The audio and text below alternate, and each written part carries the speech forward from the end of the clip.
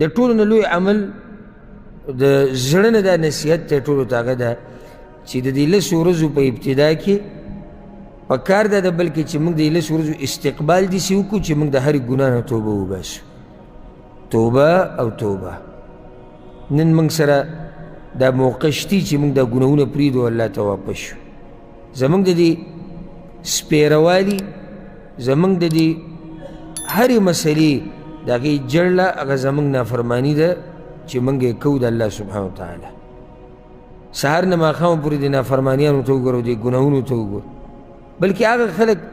یعنی سړی حیران په دې شي که نه کم خلک چې د دیندارۍ دعوه کوي هغه هم سهار او ماښام په ګناهونو کې اخته دي او دین ایله بیله بس هغه یو 2 منځونه کول دي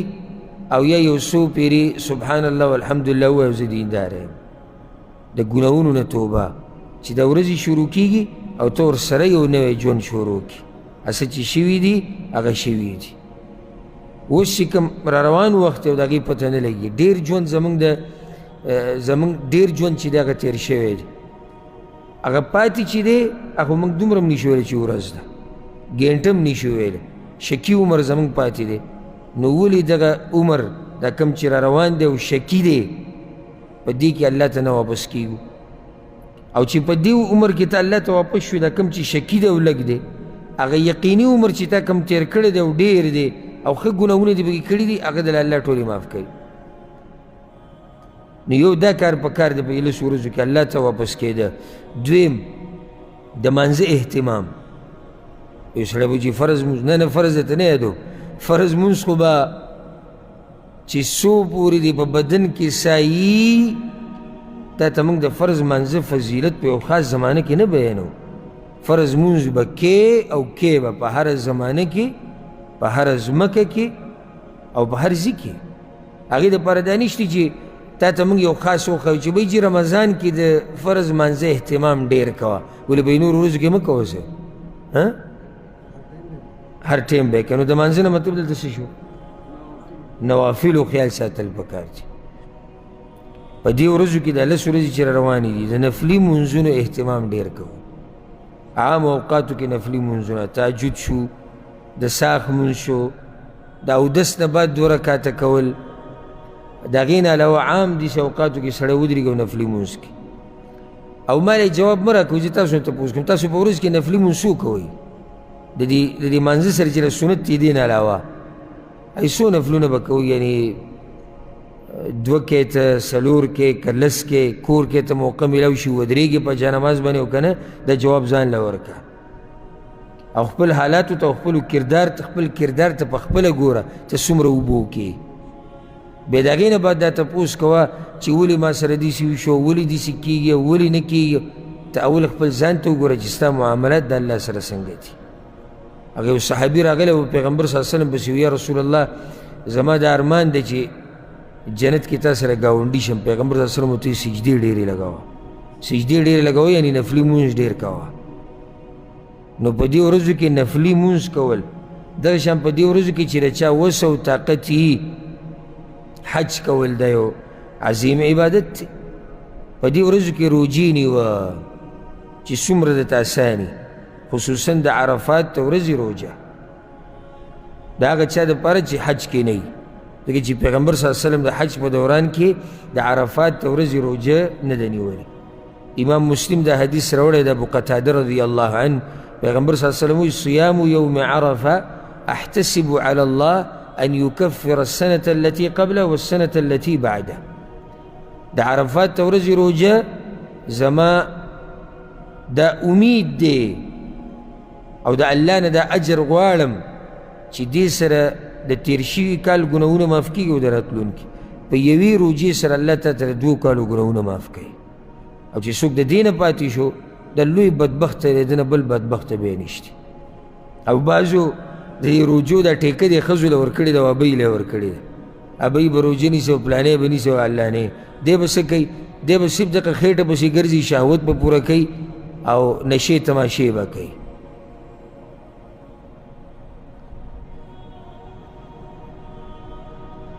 نو دا فضیلت د سړو دپاره هم دی او دا د ښځو دپاره مې دې طرف ته خیال کې مسله هم روانه دا فضیلت د سړو دپاره هم دی او دا د ښځو دپاره هم دی بلکې دا د شرم خبره ده چې د زنانه په شان کمزوری مخلوق یې نیسي او ته غټ پټ سړی روژې نیشي نیوی دا ګوره د شرم خبره ابۍ روژې نیولې ده او ته ماته لا ځوان یادوې او برید تاوی راتاوې د څه شي برید تاوی راتاوې د ځوانۍ پته خو په دیندارۍ کې لګي په ډوډۍ خو نه لګي ته چې په دسترخوان ما کېنوم چې زه دلته څنګه دی بل طرف ته وځم موږ دغه ځواني نه یادو او نه دا ځواني یادو چې ته وزن ډېر اوچتولی شي ځواني موږ هغه ځواني یادو چې ته څومره بندګي د الله کولی شي نو لوی بدبخته دی چې څوک د دې خیر نه محرومه شي په یوې روجې سره الله د تېر شوي راتلونکي کال ګناهونه معاف کوي ولې دا ګرانه دا روجره ته فایده ذکر کړم پښتنو ته ولې دا نیوه ګران دي رمضان میاشت ختمه شوې ده او دا عرفات ته ورځ به راشي تقریبا 2 میاشتې 9 ورځې یا څه کم صحیح شو تقریبا 2 میاشتې 9 ورځې یا څه کم اوس چې دا دومره وخته روجې نه دي نیولي نو خود به تا ته ګرانه وي اکدم ته یې ورځ بیا روجه نیسي او تا ته به ګرانه او ته خو تپوس د هغو مسلمانانو نه وکړه که نه چې په رمضان پسې شپږ ورځې روجې ونیوي د شوال د جمعرات ته ورځې روجه هغوی نیسي د پیر د ورځې روجه پکې نیسي په میاشت کې 3 ورځې روجې نیسي هغوی ته د عرفات ته روجې نیول څه ګران دي بلکې کوشش دا پکار دی چې دا 9 ورځې پوره روجې ونیسي دا د ټول نه اعلی ترین مرتبه ده د ټول نه اوچته مرتبه کومه یو ده دا 9 ورځې روجې ونیسي په دې پسې لاندې که نشي نیوی 1 ورځ روجې 1 ورځ بوزه دا بیا دغه نه غوره دی د دې نه راکم شي په دې 9 ورځو کې 15 ورځې روجه ونیسه 4 ونیسه ټول نه لاندې چې یاره جي نه بلکل نشم نو بیا چې د عرفات ته ورځې دا روجه خو درنه پاتې نشي دا یو لوی خیر دی حدیث کې داسې راځي حفصه رضی الله عنها روایت ته امام احمد راوړی دی امام نسائی هم راوړی دی وی 4 لم يكن يدعهن النبي صلی الله علیه وسلم 4 عبادت پیغمبر صلی الله علیه وسلم به نه پرېښودو یو صیام عاشورا یو به پیغمبر صلی الله علیه وسلم د عاشورا د ورځې د روجې نه پرېښوده والعشر او د دې 10 ورځو د روجې به نه پرېښودې او حدیث کې داسې راځي چې پیغمبر صلی الله علیه وسلم به 9 روجې نیوي خو 10 ویلی کېږي 10 په دې نشي پوره کولی ولې د اختر ورځ پکې راځي او د اختر په ورځ روجه نیوه حرام دي نو دا 9 ورځې روجې ده او پیغمبر صلی الله علیه وسلم نه پرېښودې او دغه شان د فایدې دپاره به د حدیث پوره کړو په میاشت کې د 3 ورځې روجې وي دا پیغمبر صلی الله علیه وسلم نه پرېښودې او دغه شان د سحر فرض مونځ نه مخکې د 2 رکعته سنت د پیغمبر صلی الله علیه وسلم نه دي پرېښودې نو په دې ورځو کې روجې نیوه د اوچت عبادت دی دغه شان په دې ورځو کې الله یادول ويذكر اسم الله في أيام معلومات الله په قرآن کې وایي چې الله یاد کړي د الله نوم یاد کړي په معلومو ورځو کې بعضو مفسرینو تفسیر دی چې معلومو ورځې هغه د 10 ورځې دي نو په دې ورځو کې تکبیر ویل تکبیر ډېر ویل تکبیر د هغې بیا یو څو طریقې دي الله اکبر الله اکبر الله اکبر کبیره دغه شان الله اکبر الله اکبر لا اله الا الله والله اکبر الله اکبر ولله الحمد دغه شان الله اکبر الله اکبر الله اکبر لا اله الا الله والله اکبر الله اکبر الله اکبر ولله الحمد او په هره طریقه چې ته د الله لویي بیانولی شي ولتکبروا الله على ما هداکم نو دې ورځو کې د تکبیر ویل زی په زی امام بخاری رحمه الله دا خبره ذکر کړې ده وی عبدالله بن عمر او ابو هريره رضی الله عنهما هغوی به په دې 10 ورځو کې بازار ته وتو دا ذکر به کو دا تکبیر به وي نو خلکو ته به د هغوی د تکبیر ویلو د لاسه تکبیر را یاد شو په بازار کې په کور کې په کار کې په جومات کې په مجلس کې هر ځکه چې دا تکبیر په دې ورځو کې وایه د ورځې د الله د یادولو ورځې دي او دا د افسوس خبره ده چې یعنی سبحان الله د الله دا یادول اوس که ته بازار ته ووتې که د 10 ورځې شروع شو ته بازار ته وځه او ته دا ذکر مستحب داري چې سړي به په زوره وایي مستحب طریقه دا دی دا ذکر به سړي په زوره وایي زنانه به په پټه وایي ته په لاره روان یې او ته الله اکبر الله اکبر لا اله الا دا ټوله دنیا درته ګوري. ولې؟ ځکه چې ته ناشنا شوی، ستا دا کار ناشنا شوی، دا خلک د دین سره ناشنا شوي. ته سندرې ولګوه ښه په درز کې، هېڅوک درته نه ګوري، نه په تا څوک رد کوي، نه تا ته څوک د تعجب په نظر ګوري، ځکه چې دا معاشره دا قوم د دې ډمتوب سره عادت شوی دی. خو ته الله یاد که، هر یو به ته ګوره دا څنګه لکه څه چلي وکړو، خو الله یاد کړو. دا کوم رب چې موږ ټول بندګي کوو هغه یې یاد کړو. ولې څه چلي شو؟ یو سړی روان دی ګیرې اوږده د غټه ټول به ورته الله پنسي اوچتې کړي د ګیټونه بري، هر یو به ورته ګوري، داسې مسواک استعمالوي دی به ورته ګوري. که په لاره روان یي نظر یې کته کړی چې په زنانو یې نظر نه لګي، هر یو به ورته داسې ګوري. دا څوک دا څنګه دا ولې؟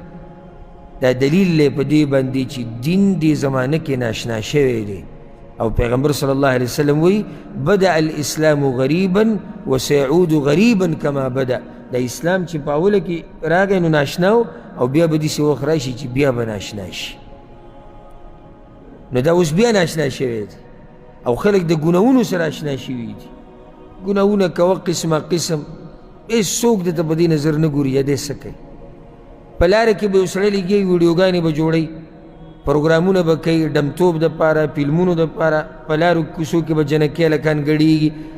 هېڅ فرق نه کوي به دې خلکو باندې. خو که یو ورځ تا چېرته دعوت شروع کړو، مثال هسې د یو دوکان سره ولاړ یو ملګرو ته دې نصیحت شروع کړو، یو څو کسان را جمع شو او ته ورته د الله دین باندې هر یو به څه چل دی، څنګه او ولې او څه وایي، څه وایي، خو د الله دین وایي که نه، څه وایي، خو د الله دین بیانوي که نه. نو موږ ناشنا شوي یو د الله د دې دین سره. هر چې بېدیني ده د هغې سره د عام خلک اشنا شوي دي. والعیاذ بالله. په دې ورځو کې هر نیک عمل له زور ورکول پکار دي. خلاصه دا د لنډ لکه مونځ نفلي، صدقې ورکوه، قرآن تلاوت چې څومره کولی شي کوه. په دې یعنی دا ښکلې موقع ده چې په دې لسو ورځو کې موږ قرآن ختم کړو. ښکلې موقع ده، ډېره خوندوره موقع ده چې په دې لسو ورځو کې موږ قرآن ختم کړو. په دې 9 ورځو کې قرآن ختم کړو. 3 سپارې څه د پاسه 3 سپارې روزانه وایه او قرآن پکې ختم کړه. بلکې د چا چې شوق او ثواب ګټل غواړي هغه په دې ورځو کې قرآن 2 پیرې هم ختمولی شي. چې څوک کوشش وکړي او څوک لږ زور ورکړي. ته فیسبوک لږ بند که، که تا دا قرآن 2 پیرې ختم نه کړو که نه زما دا نوم بدل که. دا څومره ټیم چې ته فیسبوک له ورکوې که نه، د دې په نیمه ټیم د قرآن له ورکړه، که تا په دې 10 ورځو کې قرآن ختم نه کړو بیا راشه ما ته ووایه تا څنګه خبره کوه. دا څومره ټیم چې تا واټساپ له ورکړی دی، ټیک ټاک له دې ورکړی دی، ته دا شي نه بند که چې ته قرآن تلاوت کولی شي او که نه. وایي جي موږ قرآن نشو راغستی او موږ درس نشو اورېدی. ته فارغ خوشي دې قصو نه کوي. سبحان الله. پخوا بله بیا هم چېرته داسې یو نیم سړي دا مصحف په دې جومات کې راواغستو. اوس خو بانم دا جوړه شوې ده په موبایل کې را سره قرآن پروت دی، اوس ورته بلکل لاس نه وړي. خلک ناعادته شوي دي د تلاوتونو سره. مخکې که خیال مو نږدې وخته پورې لرې نه ځو، دې جومات ته چې به سړی راننوتو که نه بانک به ویلی شو، داسې بنګار به روانو، دا خلک بنګ بنګ به کېدو، د تلاوتونه به روانو که نه داسې نه وه. اوس صحیح هېڅ هم نشته. ته جومات ته راوځې جومات خالي او سلام ګرځېده او بیا منډه. بلکې په دې جومات کې دا موبایل راوباسي چې په دې کې میسیج راغلي دی او که نه راغلي. کوم ځای ته موږ دې فتنې ورسو. مخکې چې به جومات ته راننوتې هر یو به ناست، چا به ذکر او اذکار کول، چا به د قرآن تلاوت کو. چې مؤذن به اقامت شروع کړو بس دوی به قرآنونه په المارو کې کېښود. اوس دغه حال. نو د قرآن تلاوت له زور ورکه. په دې ورځو کې یعنی د خلکو سره نیکي، د خپلوانو سره، د مور پلار سره، د الله په لار کې مال لګول، په یتیمانانو باندې خرچه کول، د بیمار پرسی کول، هر قسمه نیک عمل چې دی هغې له زور ورکه. او یو غټ نیک عمل اخرنی به ذکر کو په دې ورځو کې، هغه قرباني کول. د چا چې وس رسي نو په هغه باندې قرباني کول داشتي په شریعت کې. او پیغمبر صلی الله علیه وسلم به قرباني کوله د اختر په ورځ. نو د چا چې وس رسي هغه له پکار ده چې په دې ورځو کې یعنې د اختر په دې اوله ورځ قرباني وکړي. په دې باندې به اکتفا وکړو. ما لنډه خلاصه دا ذکر کړه چې یعنې هر نیک عمل په دې ورځو کې وله زور ورکه. الله دله اجر دوچنده درکوي ځکه چې د ورځې غوره دي. دا یاده کوي غوره ورځې او غوره ځای. په غوره ځي کې په غوره ورځو کې نیک عمل کول د عامو ورځو نه اجر دوچندی او د عامو ځایونو نه اجر دوچندی. لکه اوس یو سړی د حرم په حدودو کې دننه یو عبادت وکړي، لکه د الله په لار کې مال ولګو، دې کې شک نشي چې د حرم نه څوک بهر دی د هغه اجر به ترې زیات که الله ترې قبول کړي، ځکه چې هلته هغه ځای څه دی، هغه ځای غوره دی. یو سړی په رمضان کې دعاګانې غواړي، یو سړی د رمضان نه بهر دعاګانې غواړي. د رمضان کې چې دعاګانې غواړي د دې د دعاګانو د قبلېدو امید ډېر دی، ځکه چې دا وخت دا غوره وخت دی. د ورو سوال کړی دی، وي کله چې نکاح وتړلی شي او په دې نکاح کې امام د جومات یا مولوي صاحب نه یا داسې دیني شخصیت پکې نه چې هغه د نکاح وتړي، د نکاح صحیح ده او که نه؟ الجواب، ګوره په نکاح کې یو څو خبرې لازم دي چې د جنۍ ولی راځي، مشر جنۍ راځي او الک راځي، دوی چې یو بل سره کینی ایجاب او قبول شي چې دی په دې اقرار وکړي چې او ما پلانۍ لور یا خپله خور دا ما ورکړه پلاني له، هغوی ما قبوله کړه د خپل زوی دپاره، او که هغه په خپله ناسي په خپله وایي چې او ما ته قبوله ده، او ګواهان پکې ناسي، اعلان د نکاح وشي، بس دا نکاح وشو. هر چې د عالم پکې ناسي یا مولوي صاحب ناسي او دی کومه خطبه وایي دا مسنون ده. خطبة الحاجه دغه ټیم کې ویلي وو آیتونه دا مسنون دي، دا خبرې پکې نشته چې د پلاني په مذهب باندې او د هغه په مذهب باندې دغه دا قصې پکې د مولویانو ځان نه جوړې کړي. خو دغه خطبة الحاجه ویل، دې سره یو څو آیتونه ویل، یو څو ښایسته خبرې دغه ټیم کې کول، نصیحت د الک کورواله ته، د جنۍ کورواله ته، دا غوره طریقه ده. که ونه شي نو دا نه ده چې نکاح ورسره نه تړلی کېږي. هېڅ کمی نه راځي په نکاح کې، او نه د ورور له پکار ده چې په دې کې شک وکړي. دا بعضې مسلې ډېرې اسانې دي، خو موږ چونکې د قرآن او حدیث نه لرې پاتې شوي یو او بعضو مولیانو ته موږ لرې پاتې کړي یو، یا بعضو مولیانو موږ قصدن عمدن په وکړي نه یو، بلکې بعض مولیان په خپله داسې دي چې هغه د قرآن او حدیث نه نه دي خبر، نو موږ ته به یې څه وښیي. نو د عوامو په ذهن کې دا ده چې د نکاح تړلو په وخت کې لازم یو ملا، امام، دیني شخصیت پکار دی. دا لازم نه ده، او که او د یو څو ښایسته خبرې وکړي او خطبة الحاجه وي، دا غوره طریقه ده، دا غوره طریقه ده. او که نه د نکاح په خپله هم تړلی کېږي، یو سړی په خپله نکاح تړي هم تړلی کېږي، چې د نکاح هغه باقي شروط هغه برابري، چې نکاح شروط برابري بس بیا نکاح تړلی کېږي. اگر که قاضي پکې نه وي، اگر که د جومات امام نه وي، اگر که هغه عالم پکې نه وي چاته چې اجازت نکاح د تړلو حکومت ته طرف نه ورکړی شوی دی، د کې هېڅ حرج نشته. والله اعلم. د ورو سوال کړی دی چې زما یو ملګری د هغه نیا مړه شوې ده او زما اراده و چې د هغه جنازې له ورشم، خو زه په یونیورسټۍ کې سبق کوم، امتحانونه دي او ونه رسېده، او د هغوی هغه ځای لرې دی. نو اوس چا راته دا ووایي چې د کوم کور نه چې یو کس د یو مسلمان جنازې ته حاضر نشي، نو د دې په بدله کې دغه ټول کور والا ته به سزا میلاویږي، او به دې ټول کور والا ته به ګناه د دې خبرې رسي. نو خلک د هغه په جنازې کې وو، خو زموږ خپلوانو کې څوک دغه جنازې له نه دي تلي، ځکه چې د هغوی ځای لري. نو بعضو راته بیا دا طریقه وښوه چې ته د ماسخوتن د منځه نه بعد 2 رکاته وکړه، په اولني رکات کې به سورې فاتحې نه بعد آیت الکرسي ووایې او سورة القدر به ووایې، انا انزلناه فی لیلة القدر، دا به 10 پیرې ووایې. بیا په 2م رکات کې سورې فاتحې نه بعد دقه شان، نو دا به ته دې مړي ته ور وبخې، نو مړی به د قبر د عذاب نه بچ شي، او تا د هغه حق هم ادا کړو ځکه ته جنازې له نه یې ورغلی. نو دا خبرې صحیح دي او که نه؟ الجواب،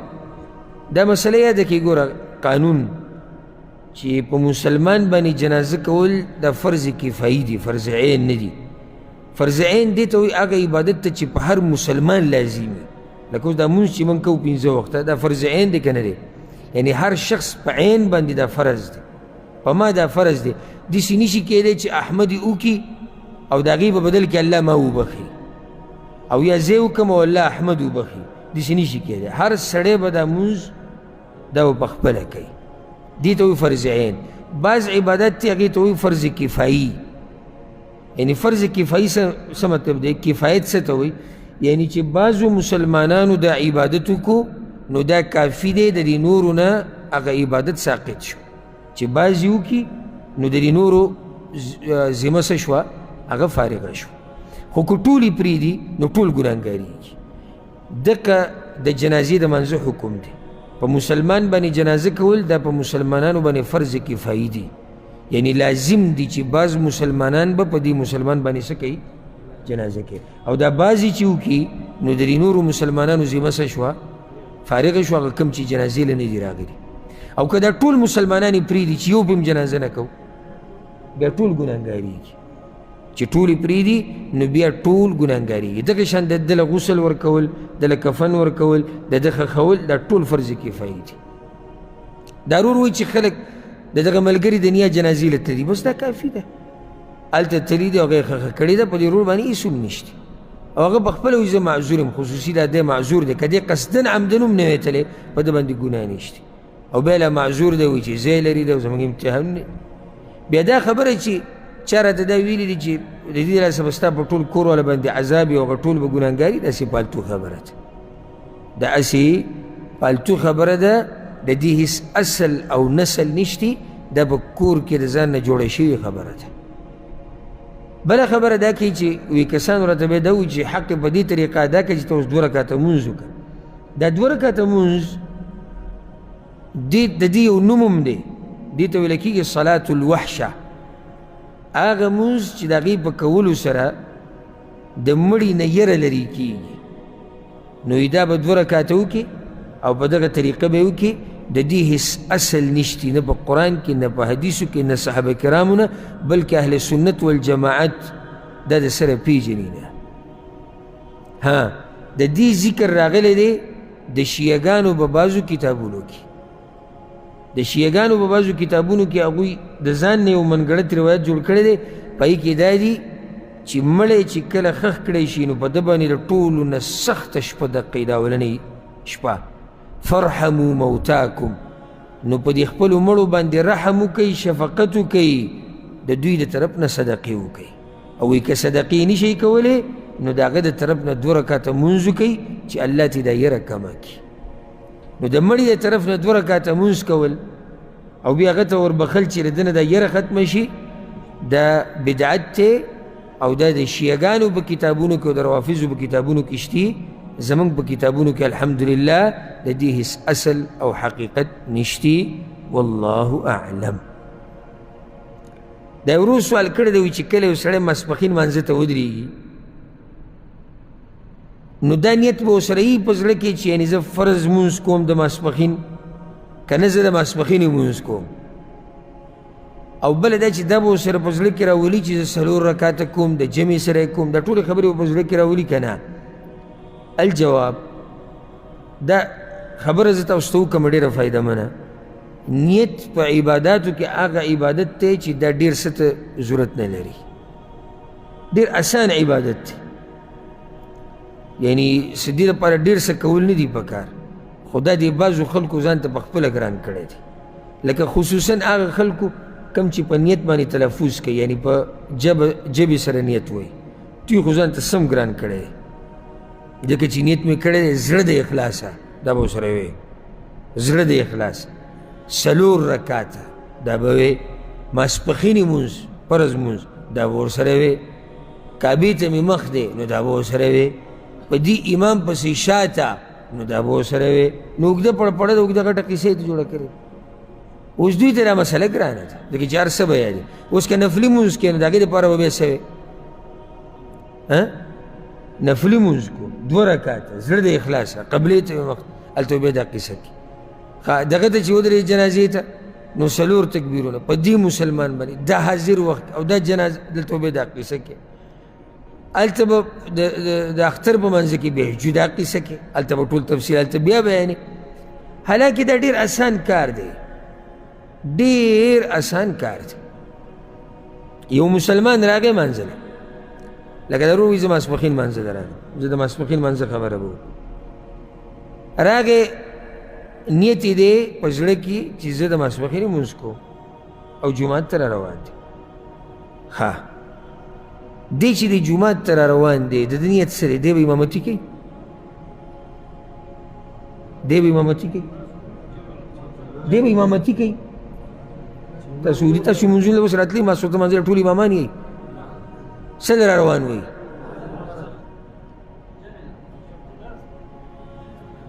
نه اخ وروسته شو ته چې منځله را روان یې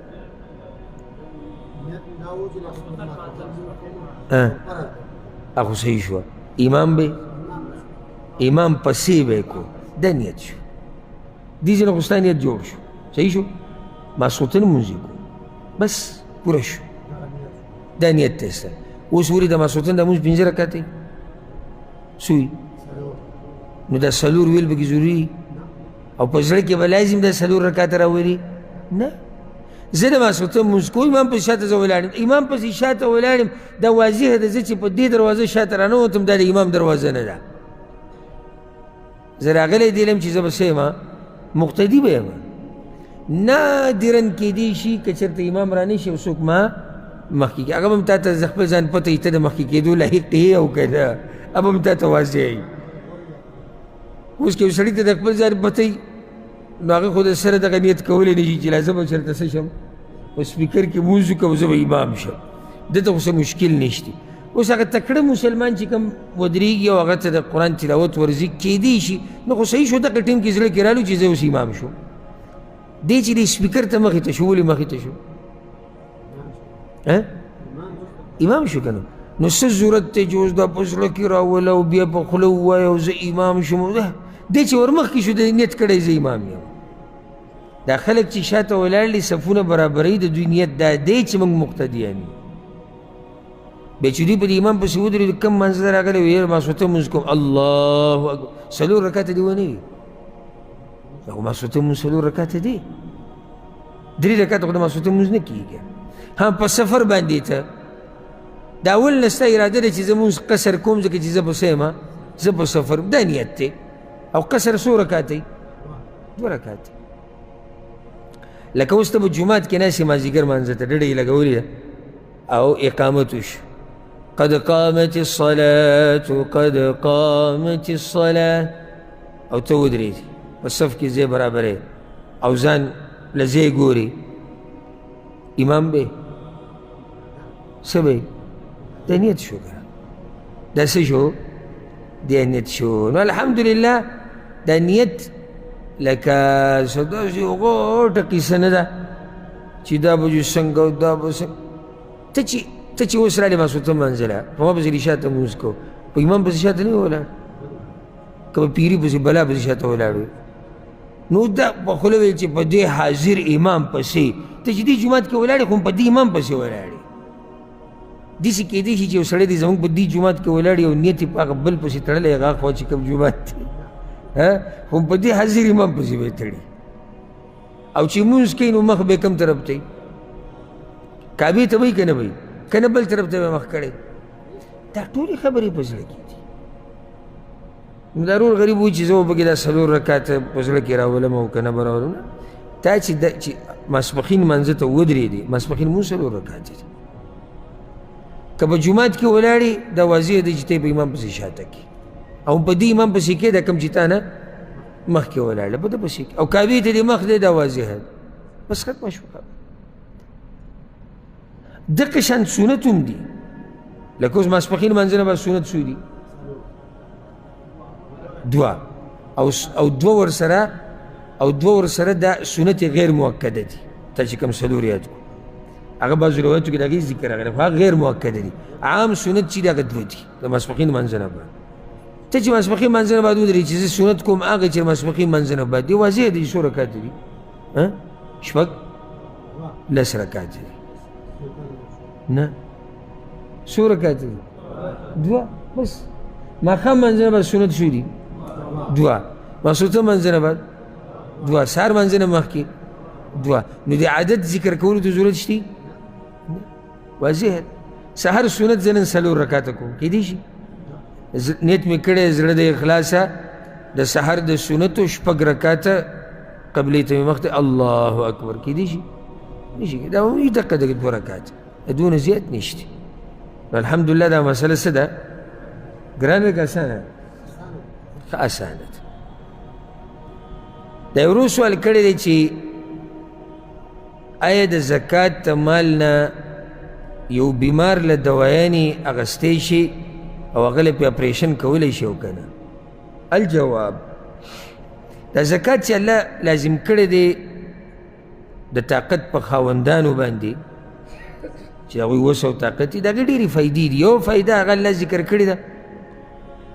چې د یو فقیر او د یو مسکین حاجت پې پوره شي انما الصدقات للفقراء والمساکین هغه بیمار چې د هغه سره دومره مال نشته چې هغه به خپل علاج وکړي دا خو واضح چې دا فقیر او غریب دی نو دویمه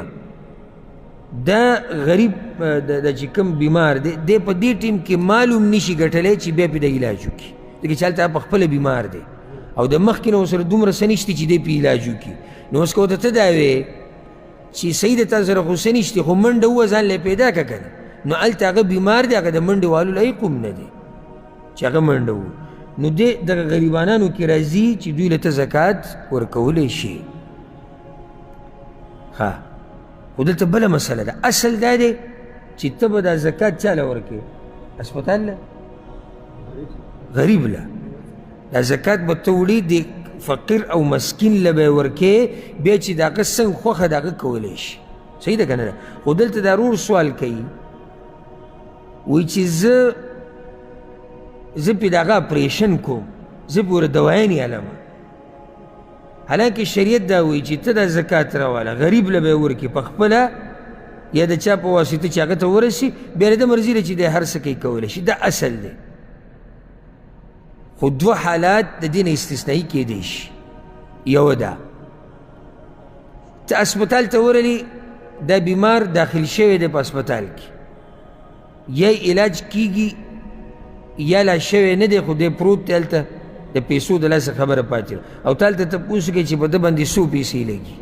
او دا ټولې پیسې ته په یو ځای هلته ورکړي لکه دا چې تا دې غریب له ورکړي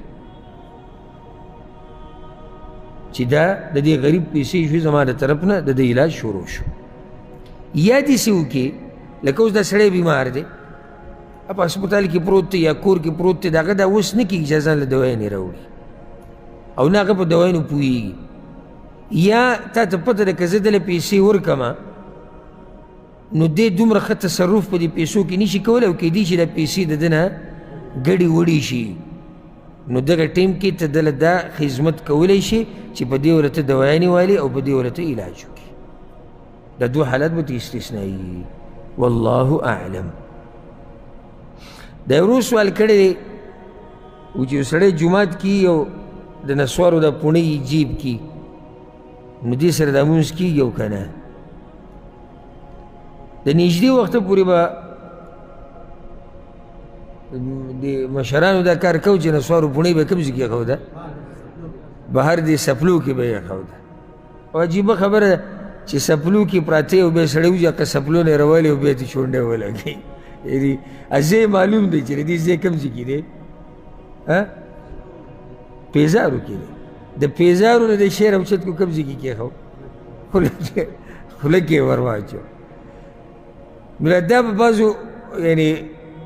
کیدای شي بعضو علاقو کې اوس هم دا دغه بعضو به دا احتراما دا کار کوي چې به دا شی ګنده شی دی دننه یې به وړي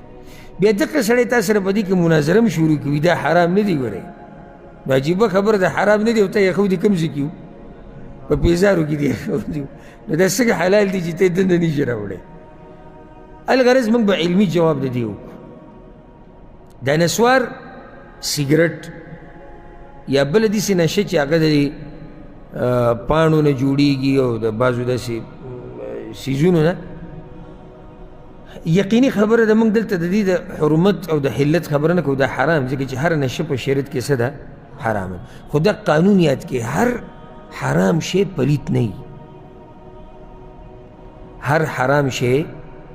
پلیت نه. یو ګوره موږ په خوله باندې وایو چې دا نسوار څښا شی دی پلیت دی، یو هغه شی چې هغه داسې پلیت دی چې ستا په کپړه ولګي هغې سره مونځ نه کېږي. دې کې او دې کې فرق یې ګورئ. یو په خوله باندې خلک وایي پلانی شی مړه څښا شی دی که نه، یعنی طبیعت د انسان دا څښا ګڼي. خو که دغه شی ستا په بدن ولګي، لکه اوس راشه دی له دا زهر چې دی دا حلال دی که حرام دی؟ حرام دی. پلیت دی که پاک دی؟ څنګه پلیت دی؟ نو ما تاسو لږ ساعت مخکې دا وایي چې هر لازم نه چې هر حرام شی به صحیح پلیت وي، نه دی پلیت. لکه یو سړی دی زهر یې جیب کې پراته دی او لمونځ کوي، لمونځ یې کېږي. ولې؟ ځکه چې دا زهر څه دي؟ پلیت نه دی، پاک دی اگر که حرام دی. نو دا قانون یاد کې ډېرې مسلې به ورته حل شي. هر حرام شی پلیت نه وي. هغه پلیت زه هم کوم چې پلیت شرع کې استعمالېږي. یو خو پلیت ته خولې دی، لکه هغسې مونږ عامو خبرو کوو چې وایي نسوار څښا شی دی. هغه څښا شي مطلب دا نه دی لکه اوس یو سړی دی جومات ته راننوته او د ډېرو د ګوتې به نسوارو نه څښایي که نه. نو که چېرته موږ دا هغه پلیت کو چې شریعت څه ته پلیت وایي، نو بیا خو دې سره مونځ نه کېږي، ځکه چې په ګوتو یې څه لګېدلي، په ګوتو یې نسوار لګېدلی او نسوار څه دي؟ پلیت دی. خو موږ چې نسوار حرام دي پلیت نه دي دغه درجه کې، او په ګوتو یې لږ نسوار لګېدلی دي، مونځ یې کېږي که نه کېږي؟ مونځ یې کېږي.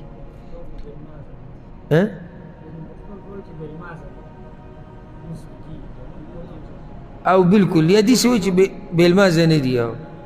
خو نه د هغې نه واضحه خبره چې موږ دا وایو چې دا پلیت دي که نه دي، ځکه چې هر هغه شی چې ستا بدن سره لګېدلی او هغه پلیت وي. په کپړو باندې پلیتوالی درې قسمه خبرو صفایي خیال به ساتي په منځ کې، د بدن، د کپړو او د زی او کپړه او بدن چې په دې باندې کې سم شی پلیت وي نو ستا مونځ نه کېږي ته خبرې. اوس دا نسوار چې دي یا سګرټ ډبی شو نو دا حرام دي خو نجس نه دي، نجس نه دي، پلیت نه دي. او دا هم قانون یاد کړئ ښه، دا بل قانون، هر پلیت شی حرام دی. نو قانون څه شو؟ دوه خبرې شو. هر حرام پلیت نه دی او هر پلیت حرام دی. پوه شوئ که نه؟ هر نجس شی څه شی دی؟ حرام دی. او هر حرام شی نجس نه دی. لکه شراب والا، شرابو کې د علماو اختلاف دی چې دا پلیت دی که نه دی. اگر که تحقیقي کول دی چې دا پلیت نه دی. اوس حرام دی خو پلیت نه دی، حرام دی خو پلیت نه دی. نو پوه شوئ په دې مسله که نه؟ نو چې چا په جیبو کې نسوار ډبی پروت دي مونځ یې کېږي که نه کېږي؟ مونځ یې کېږي، ځکه چې داسې نجس شی جومات ته نه دی راوړی، نه په بدن سره نه کپړه باندې نجس شی لګېدلی دی. دومره چې یو ګنده شی راوړی دی او دې دوو ټکو کې فرق دی، یو ګنده او یو پلیت، دې کې فرق دی. نجس او څښا دې کې به فرق کړي. لکه اوس یو عالم بیان کې دا و چې مړه نسوار څښا شی دی، نو څښا خو دی. او یا داسې وایي چېرې نسوار نجس دي، فرق به یې دی که که نه؟ دا چې ورته نجس وایي د ده مسله ګوره بیا جدا ده،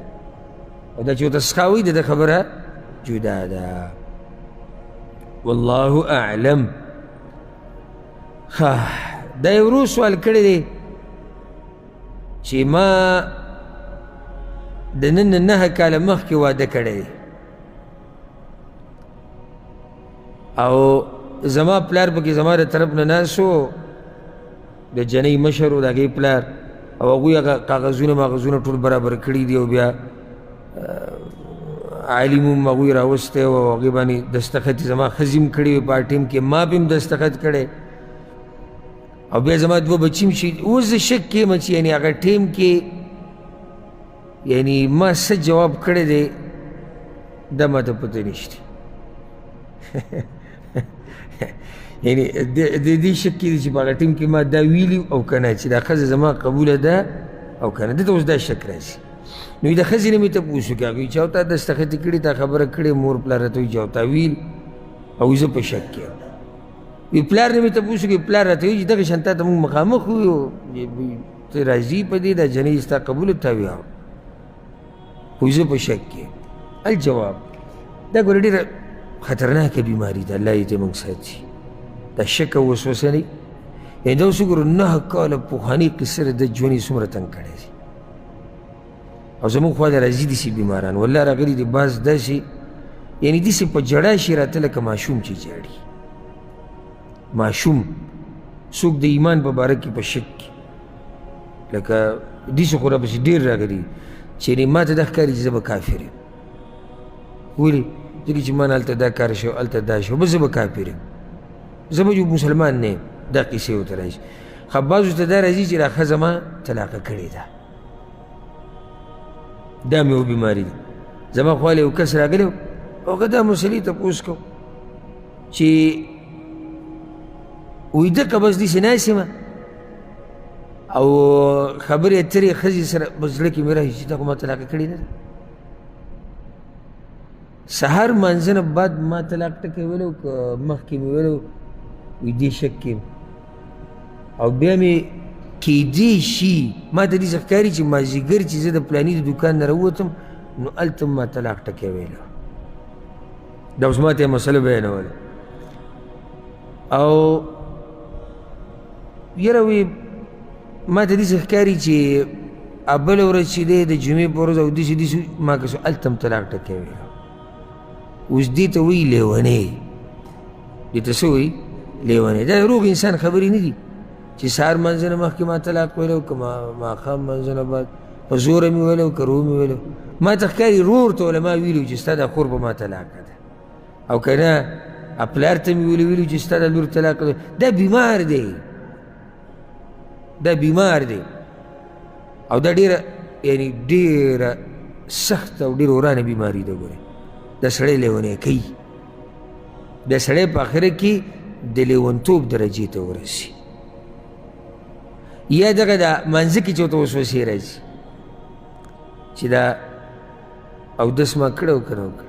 یعنې بعض کسان ما تاسو ته ویلي وو که زما خوا ته راغلی وایي څلېرې شپې دي 5 شپې زه اودس کوم شکیان دي چې را لاس ګوته ما نه ووینځلې بیا روان شي چې راش مسه که ما نه وکړې ښه مسه چې ما کوله نو پوره مې لاس نه و تو کړي شاته کېدای شي شاته یې څه پاتې بیا را او بیا او بیا او بیا دا لوی مرض دی دغه شان په منځه کې ولاړ یې تاسو سبحان رب العلی ویلي که نه دي ویلي تاسو سبحان رب العظیم ویلي او که نه دي ویلي بس دی په دقه شکونو کې مونځ پې ګډوډ کړي ژوند پې ګډوډ کړي د ښځې سره هغه ژوند وله ټول ګډوډ کړي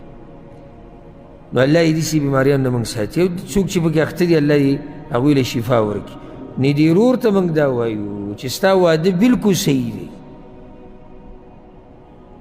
وایي تجدید وکړم د نکاح بیا نه تجدید ته څه ضرورت دی بیا ولې نکاح تازه کیسې چل او وی پلار راته وایي چې داسې شوي دي او مولوي صاحب پکې ناست نو عامه خبره دا مشهوره ده چې مولوي صاحب راغی ستا پلار ناست و جنۍ پلار ناست نو دې کې خلک څه کوي کنځلي کوي څه کوي دغه ټایم کې خو دغه مشهورې خبرې کېږي نه خو هغه شوي دي که نه او دستخط چې دي کړی دی نه هغوی دستخط مې کړی وي خبر رانه هېره ده اوس که خبر رایادی شي نو کېدای شي بیا دا وایي چې دستخط رانه هېر دی چې هغه به ما ګوره کړی و که نه ګوته به ما ګوره لګولي او که نه به چې دا دروازې دې په ځان باندې کوله وکړه نو ځان دې تباه او برباد کړو نو دا دروازه د وسوسو دا دروازه په ځان باندې مه کوله زه به دلته یو فایده ذکر کړم حالانکې دې مسلې سره به تعلق نه وي خو هسې عامه ګوره علماو دا مسله ذکر کړې ده او په دې باندې د علماو اجماع ده امام ابن رجب رحمه الله په خپل کتاب القواعد کې هم ذکر کړې ده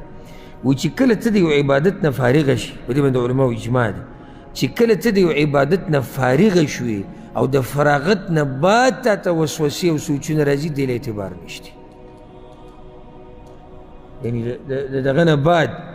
د عبادت نه بعد لکه اوس یو سړی د ماښام لمونځ یې ختم کړو او کور ته لاړ هلته کور کې سوچ کوي چې ما 3 رکعته کړی دی که 4 نو څه به کوي اعتبار ولې نشته لمونځ یې څه دی صحیح دی ځکه که دا دروازه دې کوله وکړه د عبادت نه بعد په دې سوچونو کې پرېوته نو شیطان ته دې دروازه کوله وکړه بیا به درپسې راځي چې دا چل دې نه دی کړی بیا به درپسې راځي چې دا چل دې نه دی کړی او دا چل دې نه دی کړی او دا وهم